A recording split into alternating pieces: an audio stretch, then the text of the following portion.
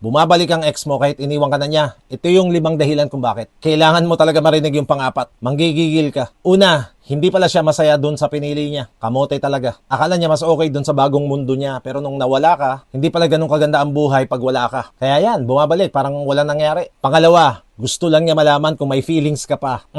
Minsan, hindi naman talaga seryoso yan. Gusto lang niya malaman kung may epekto pa siya sa'yo. Bulok na style. Kapag napansin niya na attached ka pa, mission accomplished siya. Wala talaga siyang balak magstay. Kaya huwag kang pabudol. Pangatlo, walang nagmamahal sa kanya tulad ng pagmamahal mo. Nasanay na siya dun sa alaga mo, sa effort mo, sa pagmamahal mong walang inaantay na kapalit. Kaya nung nawala ka, na-realize niya na iba ka. At hindi lahat ng tao kayang ibigay yung binibigay mo. Eto na pang-4, makinig ka. Gusto lang niyang panghawakan ka habang wala pa siyang ibang mapuntahan. Eto yung tipong reserve ka lang just in case.